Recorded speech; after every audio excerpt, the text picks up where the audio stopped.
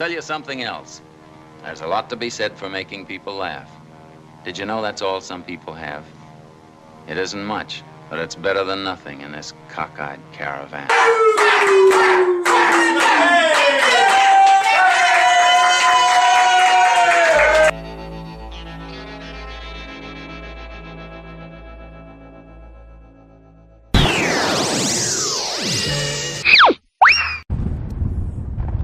Woo-wee! Hey folks, Happy New Year's. You guys hear the fireworks in the background?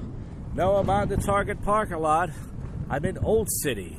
Yeah, gotcha, huh? I know you guys are thinking he's probably at Old City he's probably at Target right now. Yes, I have been at Target the last couple weeks due to laziness, but tonight, finally made it down to Old City on a freaking Saturday night. Fireworks are going on down here, but before I get to that, I gotta talk about the week. Only got on stage one time this week. Pretty much, I went to the gym though 3 times this week. You guys know I usually only go to the gym twice a week. This time I was able to do 3. It wasn't really much going on, as far as, it's hard to do open mics, like I said, you guys know, because they're either too far away, or the ones that are close, they go too late, or blah, blah, blah. So Monday night I went to the gym, got a Chipotle bowl. Wednesday night I went to the gym, got a Chipotle bowl. And then last night, Friday night, I went to the gym. I didn't even feel like it. I woke up from a late nap. I felt lazy. I said, there's no way I'm going to do a full workout. I ended up doing a full workout because I do an hour on the treadmill. I don't run. I walk at a 2-point incline, 3.5 speed, which is not great. But for a fat guy like me, it definitely burns some sweat. And then I do a little bit of weights. And it's hard to get the leg machine because it's a ghetto gym. Ghetto fucking ISE gym. You can't get anything. So that was pretty much last night. Then I went to Panda Express. Instead of going to Chipotle, I went to Panda Express, and I got 2 grilled chicken teriyaki breast and some broccoli. And it was fucking delicious. It didn't fill me, though, as much as Chipotle does, but it was something different. And then I hung out in Target parking lot for a little bit last night, the one near my house, not the one near Cabaret, for about 10-15 minutes. And then I went home, and that was pretty much Monday, Wednesday, Friday. And then if you guys saw the blog I did, the short I did for Chili's, Tuesday night I went to Chili's randomly. I got the 3 for me, which is pretty much you get get an appetizer. I got chips and salsa. Then I got the big smash burger with fries, and I got a mango iced tea. It was only 11 something. And there's this black guy who's always there. He's miserable. Last time I went there, he gave me a really bad attitude. I asked him for the check, and he was like, "Oh, it's right there, bro."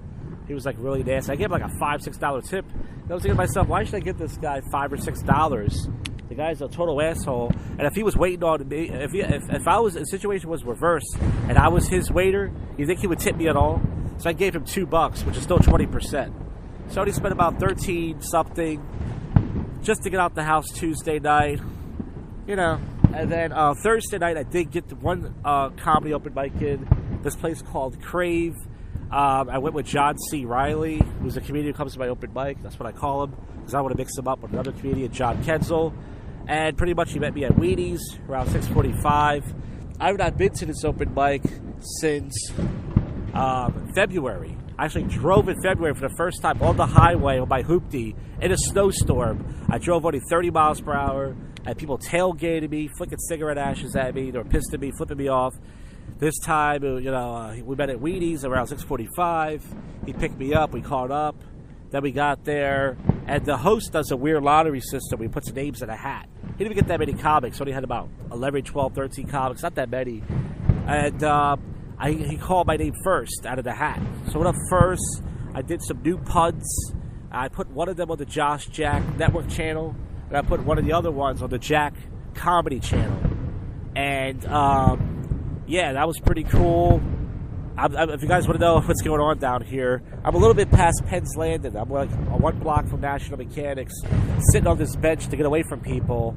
And man, it's just really going off down here. Feels like it's fucking New Year's. So anyways, I went up first. I got a couple chuckles. I didn't really do that well. My set was very putty. Wasn't really proud of myself. And then John C. Riley went up about 6 or 7 spots after me. He got a couple of chuckles. There was no audience there. Usually he has more of an audience. There wasn't much of an audience. It's like fucking World War III out here. Jesus Christ, every time I record this podcast, there's always something going on. There's always background noise. There's always people getting their head blown off. It's always something, folks. So, pretty much, it was a good time to go back to Crave. There was not much of an audience, like I said. Usually it gets like a couple audience members. There wasn't really that many. I would say there was only about maybe 2 or 3 audience members. Usually there's a lot more. And all the comedians, I don't think anybody really did great. Everybody got some chuckles. It was a good time. And then I got back to Wheaties. I went to McDonald's on the way home. And I got 2 double cheeseburgers and a small Coke. And it was like $9. Like $9 for 2 double cheeseburgers and a fucking small Coke? That's fucking ridiculous. So, pretty much tonight, I went to Old City. Obviously, I'm down here. I took the bus and the train. The bus took quick this time. Usually the bus takes 15 minutes. The bus was only a couple minutes, not even 5 minutes. But the train did take 15 minutes, and it was packed. I got a bug on me. The fucking train was fucking packed. Just with stinky joggers and dirty liberals from Fishtown. And it was just gross. I mean, it just smelled sweaty and gross. You can imagine. I got down here right at 7 o'clock. Went down to the Morgan's Pier, drunk my concoction. Busted out some freestyles, including a Kill McStooge freestyle. And then I went to the Chinese beer store. It's called Gourmet Steaks. Got me a chicken cheesesteak and a bottle of water for $16. The chicken cheesesteak only took like 3 minutes to cook, so they must have not used real meat. Because you guys know, chicken cheesesteaks take a long time to cook. Oh my God, I'm going to die out here. It's getting louder and louder, folks. I know I'm out on the toilet right now. Jesus Christ. So, I got back to Old City. You guys saw I found the new Ashley Kratz brick. I don't know who did that, but whoever did it, they're a sick son of a bitch. Pretty much the Josh Jack tree I've not visited because there's still people sitting outside there. But after I record this, I'm probably going to visit the Josh Jack gum tree. I stopped by the National Mechanics, and there was nobody really out here. The Black Asian bouncer isn't here. He wasn't there last Friday either, so they must have cut his hours. He must only come out here at 10 o'clock. So I would have finished recording this. If anything else happens, I'll add to it. This is the first comedy podcast, yet the worst comedy podcast in Philly. It's your favorite podcast that most people would not listen to, and I guess I'll add more, and then we'll get to your least favorite segment. You stay put there, fuckers.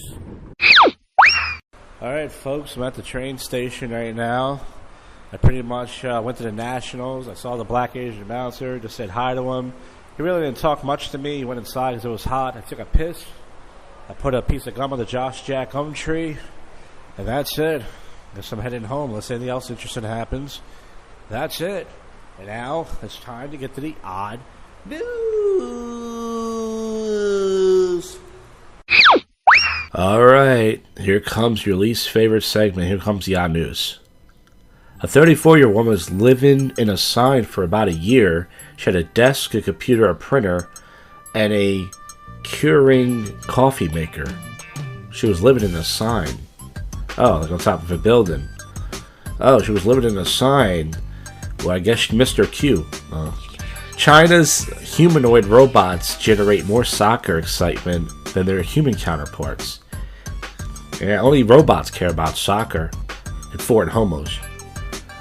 Chinese hotel told wake-up service of red pandas climbing onto guest beds must stop. It is as a black and white issue. Pandas, black and white, that's not bad. An Alaskan brown bear has a shiny new smile after getting a huge metal crown for a canine tooth.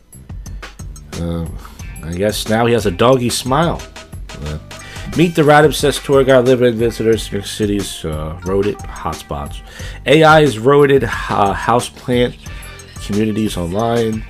2 bears escape wildlife park enclosure, devour a 7-day supply of honey.